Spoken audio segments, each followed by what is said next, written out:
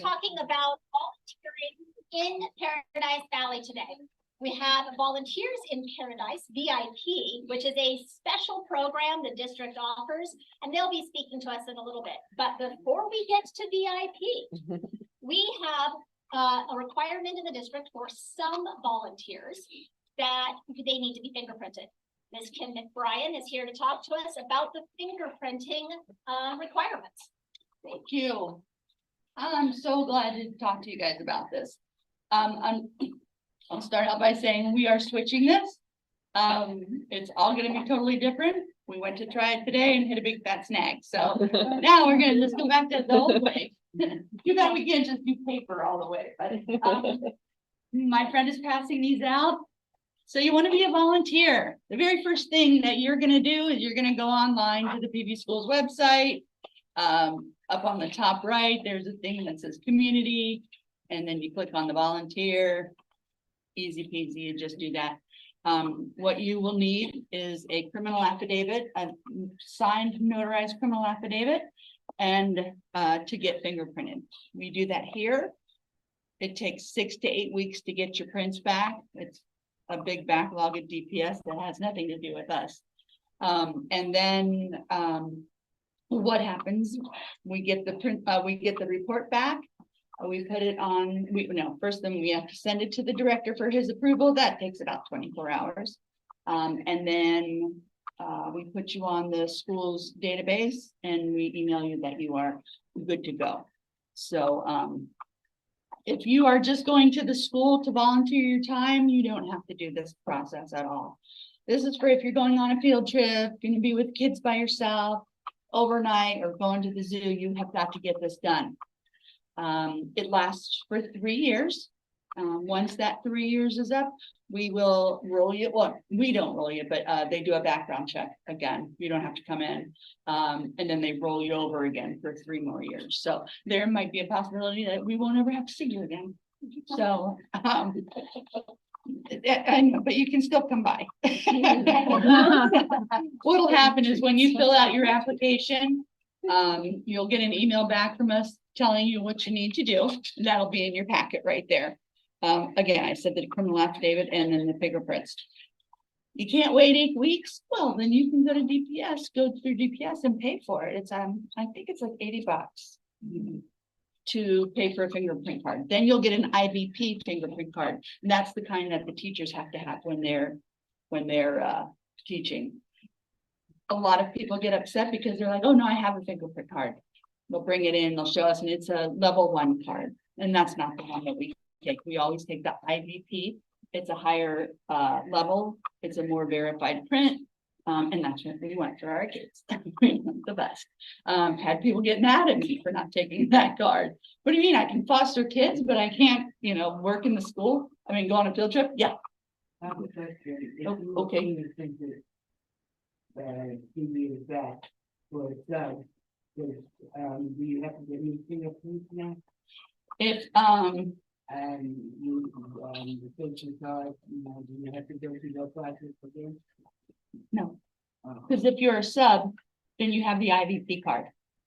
Okay. Yeah. So are you a certified sub or an ESP? Okay, yeah. Then you have the IVP card. If you have that card, you put it in the application as well. And we send it off. You're cleared within 24 hours. Yes, sir. How do we know if they're still? I got fingerprinted before like COVID. Yeah, and I'm sure it rolled. And if you keep your nose clean, then then you're good. And it's so fun. That's what I tell people, and I can't stop saying that. It's just such a dumb old person thing to say. If you keep your nose clean, then you're good to go for 3 more years. So anyway, the admin at the school will know because they have they are able to get the database. So I can check at the school. You can check at the school. You can call us, you can call me. My number's on the thing. Because we have a if your school admin does not know how to get into that list. Yeah. How can what should we tell our school admins? To give us a call. To give you a call. Because we've got so many new admins and I didn't know who they all were. So they don't know that they don't know. So, I guess I could send it to them, find out who they all are. But yes, all they have to do is call us. And I believe, is there an automated email that gets sent when you're renewed? There's an automated Yes. email. And then also, there's a username and a password, if you happen to remember that, to log back into the system and you can see like when it expires and when it's gonna renew and stuff, so. That might be it. Please remember those usernames and passwords, because we don't have them. But let's see what else. You know, you just keep asking me questions. If grandparents want to volunteer, do they have to do fingerprinting? But only if they fall in the stuff, the Yes, bottom yes. categories. Okay. I'm right in the middle of that, but yeah, again, if you're just volunteering at the school for field day or whatever, volunteering in the class, you just go into the school and fill out the site volunteer. Not a big deal, but everything else you have to be fingerprinted. You can go through, again, like I said, you can go through DPS. You go to their website, apply, pay, and then you have to go to like, what's it called? It's called field print to get your fingerprints done, and that's usually at a UPS store. The site asks you to upload, I think, your criminal affidavit or something, which I know it kept me from finishing something. Okay. Finishing it for a while. But Yes. so if you come in and say, we don't have a printer, right? Come in and. No, we have them. You have We the do them all the time. affidavit, and then will you upload them into Mhm. our files for us and everything? I will. Okay. I will do that. Thank you. On that, if you have the IDP card, I'll upload that too. When the new process is debugged and rolled out, will those of us who are currently in the system have to go through the new one, or we're No. good for a couple? No, it'll be fine for a couple years. What's the best way for us to get this information? Is it just sending this piece of information as a PDF to our reps? Or is there a website page that we should go to? It's on the website as well, Okay, so, yeah, just yeah, we'll look at the best way to get all of you this information condensed. I don't know if that's just a PDF of this or a link to the website, so that you can share it with your school communities. And it's good for us to know that the admin at the site have the same information, so. the admin, I'll be the sharing this. principals, This form, so for today and for the foreseeable future, this is what our reps and anyone can take back to their schools for what they need for fingerprinting. for right now, yeah. And then for the immediate future, your site volunteers who are just volunteering in the classroom, just go to the front desk at your school site, fill out the form with them, and then you're good to go. Yep. And anybody who falls into the other categories, you can call and you can go online and get the form. Please call me if you have any questions or any problems or just please call me. And then Just call me. we may invite you back when the new process is in place. Oh, And we okay. can hear about that. That's gonna be a while. I'm retiring in 2 years. Anybody else have any questions for Ms. McBride? It looks like the fingerprint hours expanded. Last time I mentioned this at the meeting and they were like, yeah, but it's like usually from 2 to 4. We don't turn anyone away. We don't turn anyone So away. what the hours, it looks like are Tuesday through Thursday, 9 to 3:30, but you don't turn anybody away? Nope. Anytime during business hours. Yeah. Gonna be the end of your. Yeah. We had to do that, I guess, for a reason, but we don't turn anybody away, so I don't know what. I guess we should have said Monday through Friday, come on in. But yeah, no, we don't, okay, we don't turn anybody away. And we stagger our lunches on purpose, so you guys can come in, so. Any questions? Okay, any questions, you guys okay? Okay, give me a call if you need anything. Well, you're fantastic. Yeah. She's my daughter, my son's librarian from many years ago, when she wanted her first iteration here. Welcome, volunteer in Paradise. Marisha and Linda, please come in. This is a fantastic program that serves the entire district. And one of you want to do this? How do we follow that? I don't know. I don't know. My kids went to Sonoran Sky too. She was our librarian. So Megan and I were there at the same time. And so she hasn't changed a bit. When she showed up in that seat for a tech two, I was like, oh my God, I can't believe she's here. So she came from a school to the district office. It was a big change for her. And we had a lot of retirement. So she took over and she has been clutch for us. So right now she's the senior person and she's only been there 2 years. Prior to her, they were there like 15 years. The HR department didn't have any turnover or anything. So she's really had a lot to handle at once. So we're so grateful for her because she actually processes all of our volunteers. So anyway, my name is Marisha Garrity. This is Linda Shredzinski. And I have been doing VIP for 5 years and I'm going on my 6th year. And Linda joined about 1.5 years ago, right? Yep. And we are the coordinators. So we are the people that recruit and we process the volunteers. We train the volunteers. We schedule meals for them when they're ill. We go to visit them when they're sick. We do all of that stuff. And I'm really happy to be here because my background is a volunteer in the district. So my kids went to the district. I was trying to write pencil to paper. I think they were here for 11 years. And so I was a UPC rep at Sonoran Sky, and then I'm Desert Shadows middle, and then Paradise Valley High School.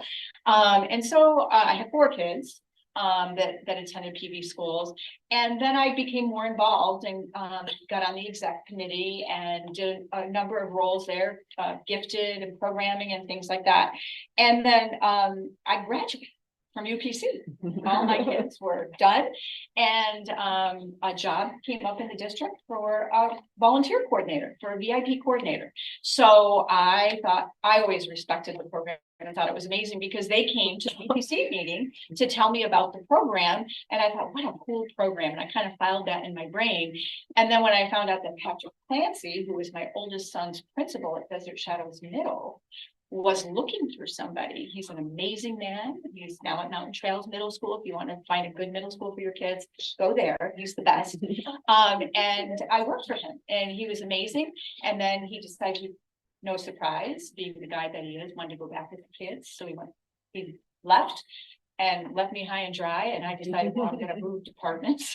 So I moved out and now I report to Dr. Jarris, who has been completely amazing because we're part of the team now.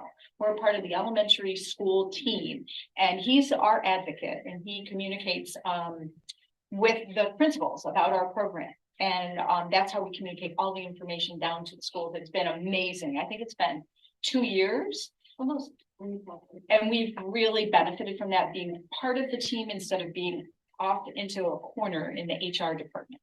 So, but I'm so happy to be here. And you guys, you realize your kids are going to graduate. And you're not going to have kids, and you won't be able to come to UPC. You will not see your friends in your children's schools anymore. All of this is going to change. And I know I could start crying right now. Linda and I met 10 years ago. We're soccer moms.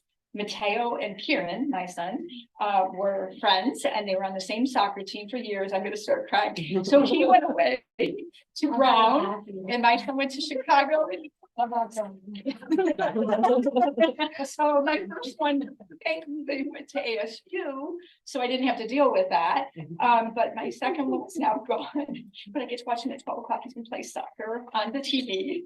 So I haven't seen any of his games in person, none of them. And for years I saw him in person. And I know that Linda feels the same way. We could both cry, really. But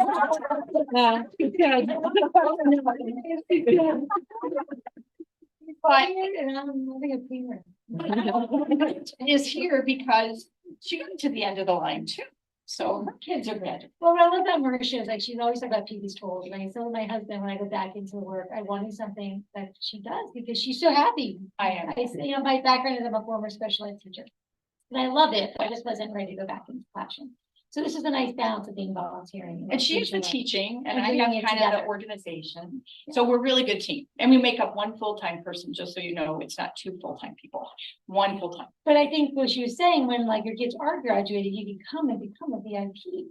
You have And then all you this can district still be knowledge. in the district and see friends, and it's a nice win-win. So what is VIP? Very fun. Yes, Have to it- wait. Yes, Yeah. that's true. It is amazing. So what is VIP for those of you who don't know what VIP is? Go ahead. Okay, it's an award-winning, that's for the Marisha, structured volunteer program that was started by two community members, Julie Bacon and Lori Smith. And I understand Julie Bacon was a UPC member for you. Yep, she was president. She started as Sonoran Sky. She's a social worker. Her kids went to this school. She became the PTO president. She was a UPC rep. Then she became on the, just all the way through. So yeah, and on the board. Pretty impressive because we're going into our 11th year. And as you know, like to start a program and for actually continue and flourish after 11 years is pretty powerful and just shows the support of our district for our program. So what VIP does is we invite members of the community. So you can be a grandparent, you can be a parent, you don't need to have an affiliation with the school district. If you're a community member, you want to come, you want to serve and tutor students. And you provide academic support, either one-on-one or in small groups. So really it's about achievement. So you're not in the classroom, you know, doing bulletin boards or making copies for the teachers. The teacher is giving you curriculum and she's chosen specific students for you to work with. They could be students that need to be kind of bumped up academically, or they could be students that are like a little bit on the higher end academically and just need more support because, you know, they're getting kind of bored, right? So you can kind of work on that spectrum. So we do actually have gifted kids sometimes. If they're not in a self-contained environment and they're in the classroom, like say in a cluster environment, if there's a wide spectrum of ability in the classroom, the teacher finds it difficult to serve all those students. So what she will do is keep the kids that are struggling in the classroom because she's the professional, she knows how to intervene. But a gifted child, she may ask them, she'll pick the appropriate curriculum, which is going to be accelerated and allow the volunteer to work one-on-one. It's not typical with VIP and it is not really part of our mission, but we're here to support the teacher. And there are unique situations where the level of ability is so broad in the classroom that the teacher can make that decision. And we're happy to provide that support. So I want to talk to this because our district does not run without volunteers and you guys know that. And I want to thank you guys because I know how much time you spend and how you have to drive all the way here. I know we do online right now and all that, but it is huge that you're stepping up and volunteering because this has been UPC has been an institution in our district for a very long time. And it's really separated us from other districts. It makes us more cohesive. Yes, and we have ups and downs with, you know, people, but I don't know if you guys know this, but the committees that exist in UPC are rooted and come out of the fact that parents have had issues with their parents' education. So what the district has done is, basically invited us to work with the administration to solve problems and become better. And I think sometimes we forget that that's what UPC is about. And I can point to 3 or 4 people in here, including myself. I had an issue with the gifted program. There was some things I thought should be different. And I had an invitation saying, well, then maybe you should come and be on the UPC and start a gifted committee. And the same thing happened with immersion, language immersion and special ed and all the other committees that exist. So I think it's important for us to remember that we're invited by the district to work with them. And I think we have to understand that volunteers are really the backbone of this district. And I want you to understand that our program is very small, relatively speaking, but we are also the only area in the district that is formally trained to manage volunteers, and we are certified by Points of Light. So I took some time during COVID to go through a training program put on by ASU in the state, the Arizona Department of Faith, Youth, and Community. And so we together went through a process where they trained me to understand about how to manage volunteers. And one of the biggest things I learned from the dean of ASU Lodestar was that, Marisha, you are a multifaceted service. So that program is not only serving the students, you're serving the teachers, but you're also serving the community. Much like you guys have chosen to go out and do a lot of outreach in our community, we're doing the same thing. And so VIP is one part, but VIP understands that volunteers are so important. And many times we get chaperones and parents calling us because they're confused. They want to be part of the community, but they don't know how. So we're going to go run through this, but I just want you to be aware that the biggest section, the most power in this district is with parent volunteers. Unfortunately, you do not have a training program. So, but we do. And if you want to continue your relationship with the school district, we are a great way to continue after your children or even during. And Andrea is a good example of that. She is a parent, but she's also a VIP. And she also is works PTO president. Crazy, just crazy. So she's doing things. I wouldn't recommend that. Like we already have put her to she's working this Friday. She has to do training for PVIS for the volunteers. So she's doing a lot, but the great news is she can handle a lot too. So we really do thank everything that she's doing. So I just wanted to give you the big picture of how important volunteers are and how much stronger it makes our community by having people that care, that are maybe unrelated to the students in any way. Most of our VIPs have no relationship with our district, meaning that they don't have grandparents, they don't have children. I mean, they don't have grandchildren or their own children in the district. They just want to give their time. The majority of our VIPs. Do we have grandparents? Yes, we do. Do we have parents? Yes, we do. But the majority are just people that want to serve and help our district, which is pretty amazing when you think about it. So it could be a little confusing. So what makes VIP different? So again, like not only are we very focused on achievement, but we really do believe that it's about building meaningful relationships. And so because you've been around 11 years, we have students that have been with VIPs several years. And we actually had a high school student. We start off K6, and now we're going into the high school. And one of our high school freshmen actually reached out to Marcia and said, I really miss my VIP. Do you think there's a way he can work with me again? And we made it happen. And so he's meeting with her before school a couple of times a week. So started at Hidden Hills, then she went to Desert Shadows Middle. She went to Shea Middle, then she went to Shadow Mountain. And she called us right after COVID, and they're still together every Tuesday morning at 7:30. So it is pretty powerful that our volunteers do come in, they commit to the school year and at least an hour a week. I mean, obviously I'll do a lot more than an hour a week. That's all the commitment is, but it's really about that consistency to create relationships. Can they take holiday and take some? Yes, as long as the teacher knows they're going to be absent, that's fine. So that they know not to be prepared that day. But for the majority of them, it works out very great.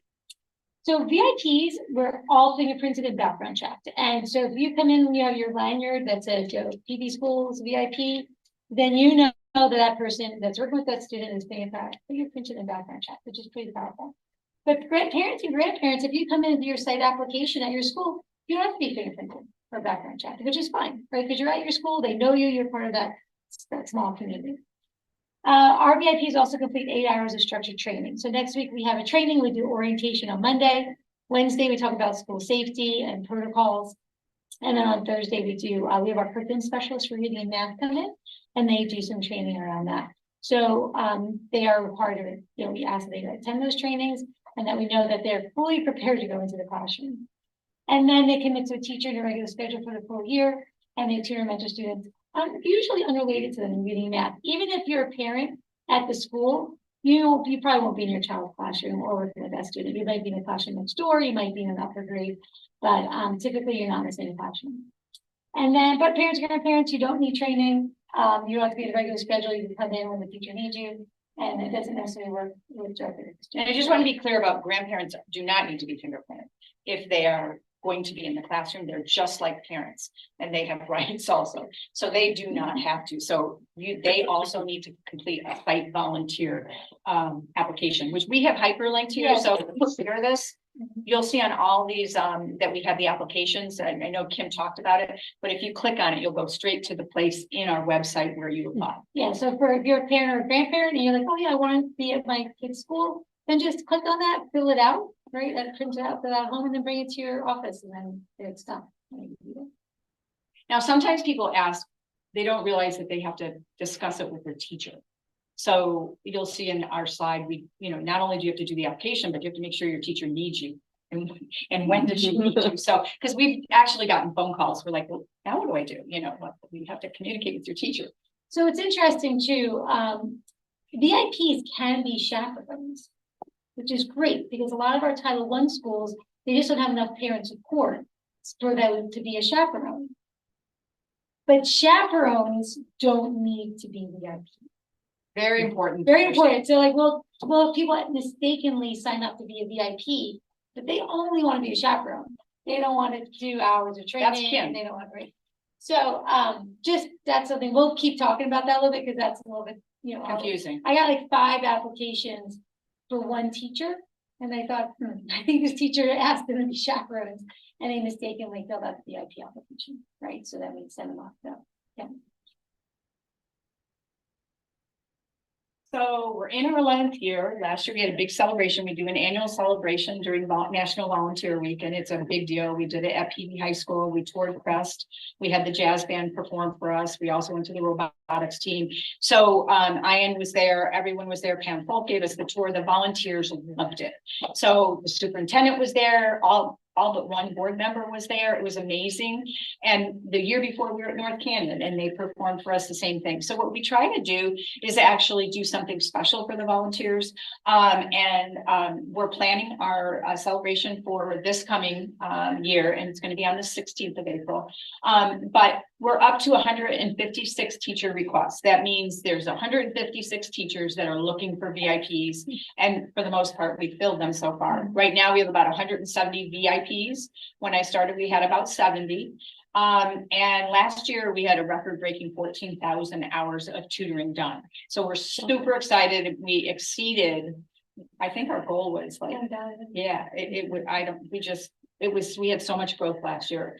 It was amazing. So we're really pleased with that, because a lot of programs shut down during COVID, and they're just now getting back to where they were with their numbers of volunteers.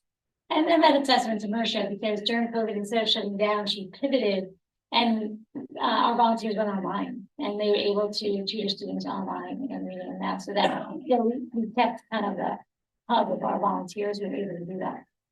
Got trained and everything. Can you imagine? Wow. So you might see your school up here. These are current schools with VIPs. We've now gone into the middle schools and high schools, like we said, mostly working with Avid, and then sometimes they have flex period that we can have a tutor come in and work with them on math, because we're getting a lot of requests from our volunteers who, you know, engineers, Doctors, professors who really want to come in and work with kids on math, but they just can't find where to do it. They don't want to charge kids by tutoring. And so we're just like, oh, we'll find a place for you.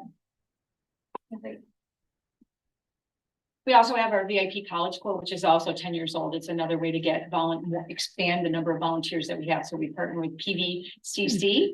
And as you probably are aware, we've been mostly working with first and second year students, but now they're expanding to 4 years. So we're really trying to leverage that relationship we had with the first 2 years of students. We've been doing this with PVCC, a relationship in mentoring students for 10 years. But now we already have something in place, so we're able to really leverage and grow the program, because now it's going to 4 years, and we're hoping we're going to bring all of those amazing new teachers into our school district to fill all those open positions. Yeah, and we've had them at Greenway, Quail Run, as usually you might see a JPL. there. They wear a little different t-shirts, you know, like you and and of course, we're always the creative one. We're always thinking, creating new ideas. So we did launch a Positive Saturdays program, because again, our volunteers are saying, you know, we have a therapy dog that's certified through the Alliance of Therapy Dogs. We have insurance. Can we come in and work with students? And they do, and it is academically oriented. So it's pretty unbelievable to watch these kids being in like reading groups and having a puppy sit with them as they're reading. But that's what they do, and it's very calming. So there's a lot of research on animals calming students so that they can learn better and their brain's able to take in that information. So that's been pretty powerful. It's just being launched. So we probably have about 5 or 6 pups right now that when we get a request, we can put out into the school. But they are all certified. The handlers are VIPs. The dogs are certified through the Alliance. And insured. They are working. So they'll always have a tag showing that they're working, and they have permission slips. So it is all on very safe. Yes. The school have request the course in Paradise. I think it would be a teacher request. There would be a teacher Mhm. request. Yep. And Just like students. is there a certain grade they will do, or is all the K through 12? Well, that's a It's- good question. We talked about it, again, we're just in the very young beginning of this program, but our idea and the feedback that we've gotten is that as long as we can manage it, because it's a big thing to add.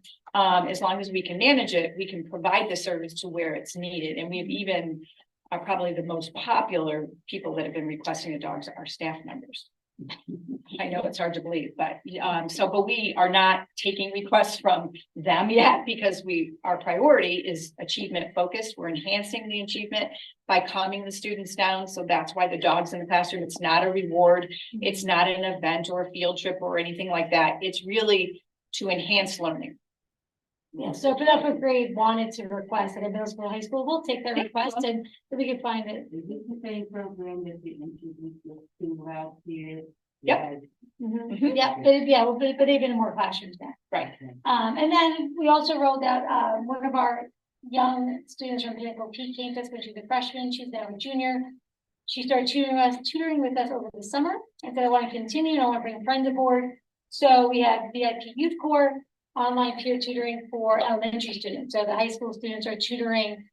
They were doing second graders at Pelham Primary last year. Some of the schools might be changing, but it's online because a lot of freshmen and sophomores don't drive, right? So it was really a great way for them to be able to tutor. They loved it because the person who was in charge of the second graders after the bell said the kids didn't want to get off. Even if their lesson was done, they wanted to stay and chat with the high school student. We actually removed the traditional VIPs and replaced them with the young kids because that's what was working and what the kids wanted. So that's what we did. The social worker, after the bell teacher said, these kids are amazing. They want to be on for a full hour. We never do tutoring for an hour. We usually, the most is like 30 minutes. But yeah, it's an amazing program. So for those of you who have high school students in our district, you might be looking for a service opportunity. They can reach out to us and you can have them contact our student leader, Deepa, and we can put them on that schedule as well. Because we would love to expand it, but it's just getting the information out there for other students to know about it. I think you guys know that Frost went away. So there is no peer-to-peer officially. There might be school-specific programs here and there at some of the high schools, but there is no official district program that does peer-to-peer tutoring. But now there's Youth Corps. So I just want to say we do a lot of things. So our focus is on achievement.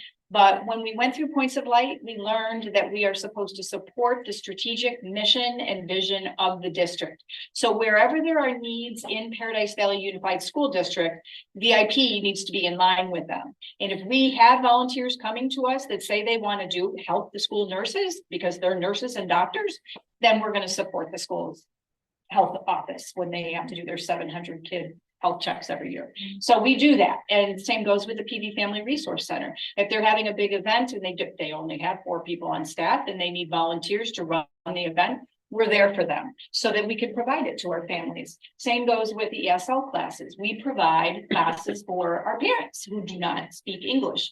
And we feel as a district that if we provide English classes, then their students will be better supported and that will improve student achievement. So we go out and we recruit ESL tutors to teach our parents English. So that way we think we're going to help our students in the end. Anybody aware of the ESL opportunities? Did you know that we do that as a district, that we provide free English tutoring?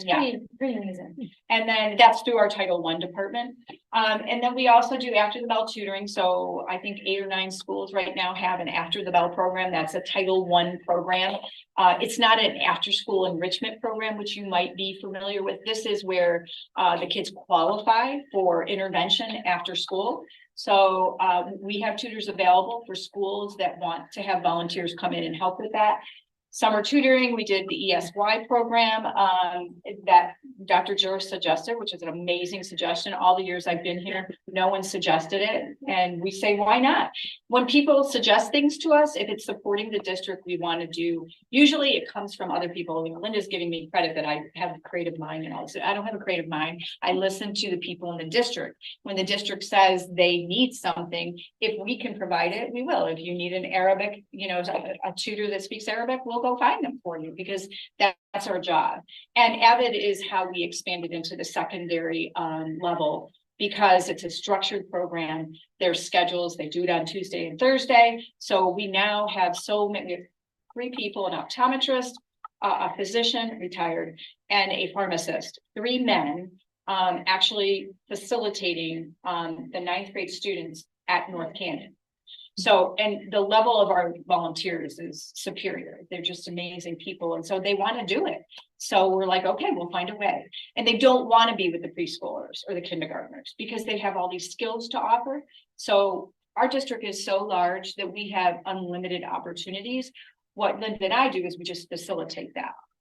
So it's like if you're listening online or if you're in the room and you're thinking, well, I can't commit to an hour a week. We've opened up to say, you know, just come, reach out to us, join, get trained. Because if something else comes up, we always will throw out some campaigns that will work for you. That you say, oh yeah, I could do that one-off at the Right. So the program was created to be regular and a regular schedule and only focused on tutoring K-6 math or reading. But we have become a lot more flexible because we know we can grow the number of volunteers if we are. So there's something that I learned about when I got certified is episodic volunteering, which is people that have time but can't lock into a schedule. We don't want to turn those people away. So by expanding the things that we offer, the opportunities that we offer, we're actually doing a better job of embracing the community and bringing them into our district because we're accommodating their schedule by offering them an opportunity that works with their schedule. So that's kind of why we're doing what we're doing. All right, so how do you become a VIP? Super simple. You can click on this link and there's an application and it's a little long, but once you're done, you're done. And it's always in the system. And so you will complete a criminal affidavit. You'll be free to be fingerprinted or you upload your fingerprint IVP card. And then you'll register for orientation and training. Now, at orientation, a lot of times we'll walk you over a human resource and you can do your criminal affidavit and your fingerprinting the same day, right? So you're not just coming back and forth to the district. I think that's it. That's it. Right? Yep. So the main difference here from, say, a chaperone is it's a different link. It's a different application, number one. And so when you type in VIP in the search bar under careers, when you're applying on the district, or you click on that link that says the application, basically it's the same process except for the training. Training is required. It's a structured program. You can't just show up for VIP. So that we're going to go through all the different types of volunteers. So this is the most important one. Yes, it is. Keep that link. We're going to repeat what Ms. McBrien said, but hopefully it'll be clear and you'll have a link to go to. Yeah, so now what Kim was talking about before is if you're a parent or a grandparent, just go to your school, you could get the paperwork, or you could click on that, print it out at home, fill it out, bring it to your site, and you're now a site volunteer. No fingerprinting, no that. Completely different application from a VIP. Not even in the same place on the website. You're in that big part of the pie. Yep. Chaperone. Different link than VIP. Remember, VIPs can be chaperones. The chaperones are not VIPs. So please, if you want to be a chaperone, click that link, fill out the chaperone form so that we know Kim gets it. And then you'll have to do the criminal affidavit as well and your fingerprinting as well, just as she talked about. But here's that link. If you email off this presentation, I'll have it. And it's the same thing to be a coach. If you want to be athletic director, volunteer, I think there's an assistant athletic director. Yeah. There's lots of ways to be a tennis coach. We have paid coaches, but we also have many volunteer coaches, and this is the process. Yes, they may not be a parent or a grandparent, so they need to put that. And they'll get the criminal affidavit, they'll have their fingerprint card, that's the link for that one. So we want to put a face to a process because we do get a lot of phone calls that are not related to VIP. This is us, VIP, Kim Chaperone that. And then if you do want to learn more about VIP, you'll get newsletters every month. We have a Facebook page. Just so you guys know, we get calls all the time. One I got the other day was from Hope Fleming. You know, I think the mom works for the district, when her daughter is a nurse, she wanted to get field experience or just experience. So she became a VIP and now she works at Campobello helping the nurse. So we do that all the time. And I used to do all the the field experience in the district, like all the student teachers, interns, practicums and all that kind of stuff.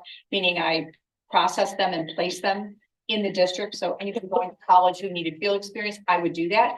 So because I don't do it anymore, but I know how to do that and I have contacts in the district. So if somebody does reach out to me, then I will just take care of them and we'll find an experience. We want to use the skills of the person to enhance our district and also provide them with a rewarding experience that's utilizing their skills. Yeah, we have lots of volunteers that then become subs or certified teachers or all that.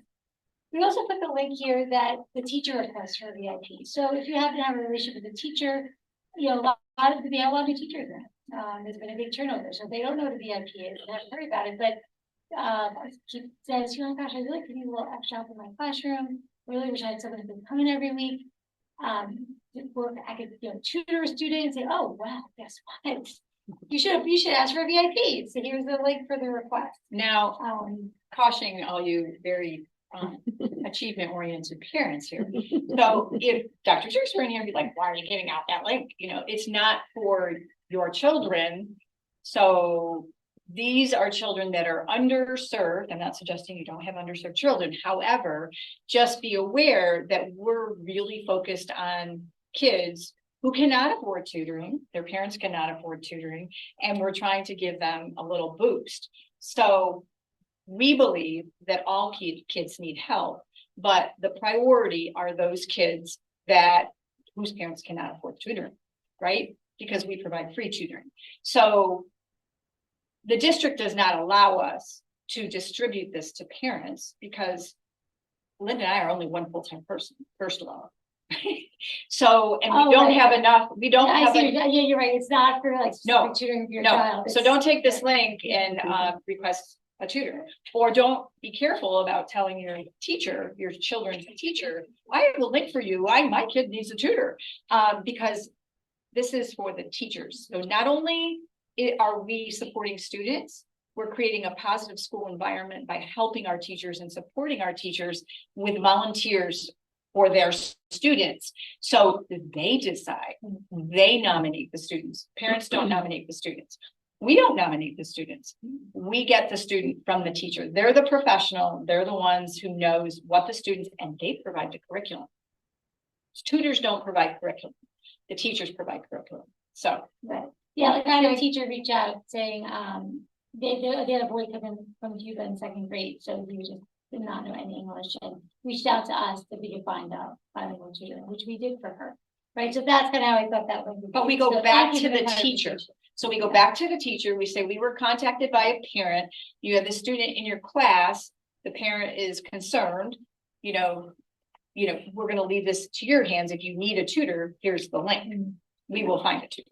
So an example of the underserved population, right? 65% parent volunteers, you know, I'm sure most of us will see the volunteer logbook in our schools probably very full. However, last year I was at Echo Mountain Intermediate and I would go in once a week for an hour and a half. And sometimes there was perhaps only one other name between my name last Thursday and my name this Thursday. That's how kind of underserved some of these schools and populations are when it comes to volunteers and other adults, you know, going into help. So Thank you for that. Yes, thank you. not all the same. Yeah, I know. Yes. It's coming out like I think one of the problems in the school of Jerusalem is a title school. yeah. Okay, I think people don't understand what a title school is and why it's a title school.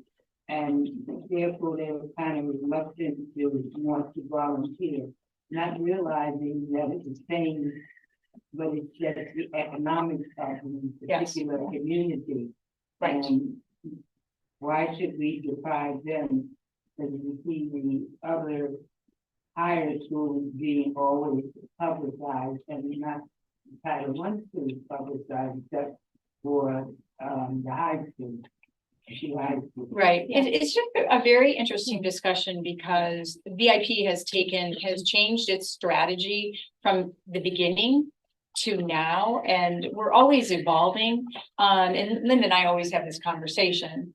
Sometimes we don't get requests from Title I school, but we might get a request from Quail Run or Sonora and Scott or, you know, if we don't have a request from a teacher, we're not here to impose VIPs on people. So it is up to the teacher. But back to your, you're right, it's totally tied. Title I schools are totally tied to whether or not they qualify for free and reduced lunch. Yeah. So the majority of the students in a school need to be able to be eligible for that. Yeah. And there's different levels of title schools as well. So some are on the cusp.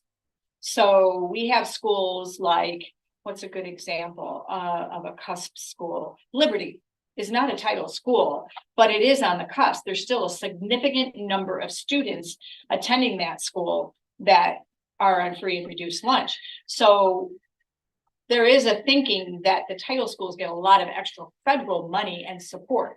And they have one or two, well, they do get an allocation from the federal government. That's why they're called title schools.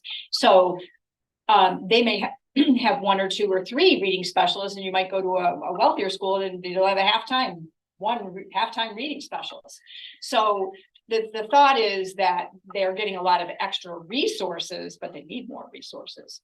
But then on the other hand, there are some schools that still have kids who need extra help, but they only have a half-time reading specialist. So it is a big juggling act. And we have been focusing on the cusp schools because they might not yet qualify for the federal funds, but they have a significant number of students that cannot afford private tutors and that are falling behind and they don't speak English. They need one-on-one attention. And our focus is to, as Dr. Lee used to say, it's the best graduation prevention, a dropout, the best prevention of dropout, high school dropout. So we want to make sure our students graduate. And so that's what we're here for. The VIP program is here for that. Right, and we understand with COVID, like, kids all over are needing some extra assistance, and even some of the volunteers among parents have dropped too. They don't have the same influx. I think it's starting to build up again, but definitely the last couple of years was a little bit slower for some parents. So. Yeah, we have heard that from the teachers, that the number of volunteers signing up has significantly dropped since COVID. So like when we're having that conversation, are you sure, like, your ex school, like, do you really need VIPs? Like, they're not signing up. The parents are not signing up. I don't know if they're going back to work. The job market is more open. I don't know what it is, but we have heard that feedback from our teachers. So yeah, and I think too, you think about, like, say 3rd or 4th grade right now. When COVID hit, that was kindergarten, 1st grade, 4th grade. yeah. So that's when you get a lot of parent relationships that you kids are in school, but then they didn't see each other. So they didn't build those relationships in those early years. So now those 3rd and 4th grade teachers aren't seeing as much partnership because, volunteering is about grabbing your friend. Hey, come help me with the art fair. Come help me with the book fair, right? Because you have that relationship, but if you haven't been in the school, build those relationships. So I'm sure that's happening now. This is a great size of the group, and I'm sure a lot more online. But that being said, we will go wherever there's a teacher request, because we know the teachers, if they request us, they know that they'll need to manage a VIP if there's an extra in their day, and they have students that they want help with. So definitely is teacher generated. We have our information up here. We have flyers over there. So if you have a mother-in-law or mother or brother or sister or anybody who's looking for exploring possibly getting certified to be a teacher, this is a great way to get in and see what the classroom is like. And is it really, we have a lot of volunteers that are getting certified because they see how much help is needed. They see all the emergency subs and the combination, classes being combined because they can't find a teacher, things like that. So we have people that are doing that, and we're happy.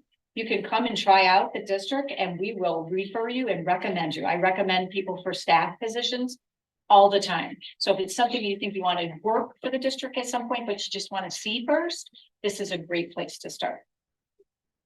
Great. I know we want to know what we're I think we have to, no, you guys are fine. I think we have some questions. How would teachers know about this? Is this something that you guys like? Dr. Juris works with the principals, Okay. and that's how they find out. But we have a newsletter. The newsletter only goes to those teachers that have had VIPs before.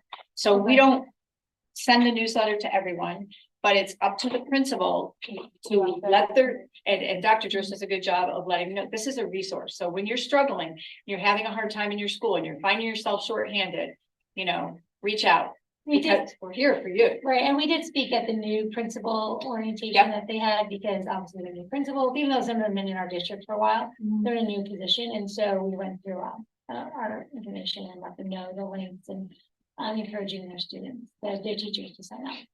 But we always encourage our reps to take the materials back, and then at your next PTO meeting or PTA meeting, while your teacher reps are there, you are more than welcome to make sure that they know. Right, yes, yes, absolutely. Also remind them that they can find out who is qualified to be a chaperone by checking with their site admin. And if their site admin doesn't know, their site admin can call Kim. Yep, Yes, exactly. we saw her came up. So that- We did get a lot of, There's Kim. yeah, we did get, again, we got a lot of phone calls and I just, you know, it's hard because when there's a lot of turnover in staff and we're not, what I'm realizing is we're doing a lot less training, in-person training when we onboard people because staff, we don't have enough people. So they're doing it online and some things are being left out of the translation. So we got a lot of calls with people saying, I don't know how do we find who's cleared to do chaperoning? And so there is a database and it just, Kim just provides the link to the admin. It's actually, the principal tells them who because it's confidential information. So the principal tells the HR department who should be seeing or getting that or have access to that, so they can check and make sure the parents are cleared. Well, I would think, I mean, Kim said call her, but I would think emailing her. Yeah. And maybe Yeah, CCing you won't get through with your the phone. principal, just so that they know your principal knows you're looking into it. Yes. And maybe Kim, and she'll have at least a written log that you've been trying to do. Yeah. Any questions? So, I have a question about how, like, if the VIP program is gonna be involved in this STEAM initiative in the district. So we think about the STEAM initiative that they're pushing out. They're basically asking the school, without having a specialist in science on site, to basically up their science game. So they're leaning on the teachers to do extra work, asking them to support science fair projects, where we're basically asking teachers to come in and do more science on top of all the other things that everything else they're trying to do. So for, say, a school like Whispering Winds, with a parent like me, that's no problem. I can come in and help support that school. But I imagine our low income schools that don't have very many volunteers, having that STEAM initiative and an ask to grow STEM without those. That's where the principals should be asking us, Okay. you know, for people. I mean, we have somebody who was just in a meeting yesterday and she's an aeronautical engineer and she's like, I'm gonna do science. And she's at Mercury Mine and she was doing math, but she was like, could I Well, that's stay what for I'm saying. I science? see English and math, and I'm like, well, I can think of friends that I feel like, hey, go volunteer, but Right. they're not gonna wanna do English and math, I wanna. But it do comes science. from the biology. principal, then the Yeah. teacher. The teacher can put a request in anytime. I'm looking for somebody who's has biomedical background. And we'll find them. So what we have to be really careful about is not trying to create a program. Yeah. So if we have a principal that says, you know, we want an after club math program at the high school level, say. Well, but we need volunteers. As long as they have like a supervisor, they need like a site teacher Yeah. supervisor, we can bring volunteers in. So the same thing, if that principal at one of our Title I schools says, hey, you know, I want to start this STEAM initiative, I want to have this club, and I have a staff member who do, but we need lots of volunteers, they can reach out to us. So then that's kind of how And they this slide started, because we had these volunteers in the summer before, we kind of created our own program, and I said, like, we need to have people asking, you have to fill your need, right? Yeah. And that's when Dr. Jerry suggested ESY, and it was a great fit, and it was an amazing opportunity for our volunteers and for those teachers who said, I would never leave before, like, I leave at 1 now, like when the day ends, like we would stay till 4 o'clock. Because we have a parent thing, but with these volunteers, like we get to leave when our day ends. Right. It was a really powerful It was experience. for a everyone. great idea. But that's a great use. point, and so we're just really hoping that the people think out of the box, don't be stopped because they can't find the resources. We can help with that. What we won't do is like, now that you're telling us, of course, you know, I'm like. I know, I know, but what we learned, what Linda and I learned is that's disaster. Yeah. Because you don't want to tell a teacher, you need us for your STEM initiative. You know, so we have to really work hard to just say, okay, we're waiting, you know. But we have the perfect example, like, Greenway, we had a very high quality volunteer, very good in math, wanted helping with older kids. And they had a program where a couple kids would be after school, but it wasn't mandatory. And so this volunteer would drive 40 minutes. No one shows up. And no one shows up. And then we lost that volunteer, right? So we need programs that are gonna like be staffed, the kids have to be there. So, but yeah, I love the way you're thinking, exactly. And we do have people on this thing. Well, we'll be keeping our antenna. We've got to wrap it up, so this will be our last question. Do you guys have positions that are not filled, or do you have volunteers that don't have somewhere to actually go? Or We have to go. okay, A little bit both, because sometimes our volunteers, like, they don't want to drive more than 20 minutes. so and they so- can kind of request where they want it. Of course, Oh, yeah. our volunteers, our biggest goal is like, we want you to be In your closest community. to your home, like whatever works best for you, because then it becomes, you don't want to do it anymore, right? So it's like, what works for your schedule? If afternoons work and you want to do math, we'll make sure, and you requested K3, we find a school closest to you, that's K3 math in the afternoons. But we love volunteers Oh, to say yeah, we'll yeah. go wherever we're needed. Great question. Because then we could go to Eagle Ridge, we could go home. Thank you for your Thank time. you. I'm gonna real fast, on your question about STEM. We also, as UPC, we provided last year, a whole volunteer packet for putting on science fairs. Because we know that only at 3 campuses on PV do they actually have teacher-led science fairs. It's volunteer at every single other campus. And can I just, one last thing I want to say is, if you are interested, if you are on your PTO or involved and your school is talking about a career fair, we did one at Greyhawk last year, and we have like the population of our volunteers is outstanding. So if you want an attorney or whatever you want, a detective, a vet, a veterinarian, whatever. So we can bring in people to represent all careers, and they love it because they get to use their knowledge. But that has to be requested by a teacher. That was actually, Or is not- that- that was done Michelle Catholic. Okay. But she was, but what the principal is really the key there. Okay. Yeah, that's kind of an unusual circumstance, It right? was. But you can suggest all these things. That your principal talks to be. I think every school. Hey, look at this group, we're already suggesting. Fine.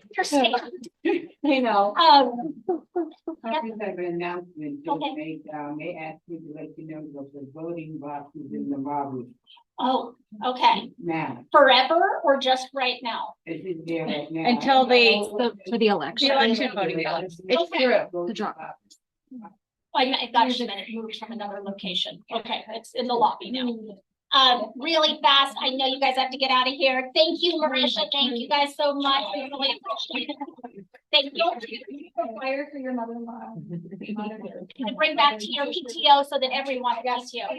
Yeah. Really fast, as we learned, volunteers are a huge part of our district and extremely valuable, and frankly, the district cannot function without our volunteers. UPC likes to recognize those extraordinary volunteers during our Jerry Morgan Awards. So in the spring, we will be opening up nominations for the Jerry Morgan Award. It is to recognize an outstanding volunteer in the district. Please be thinking about who your site might like to nominate. And when those nomination forms are available, probably in March, we'd really love to see who you would like us to recognize as being one of those phenomenal volunteers in the district.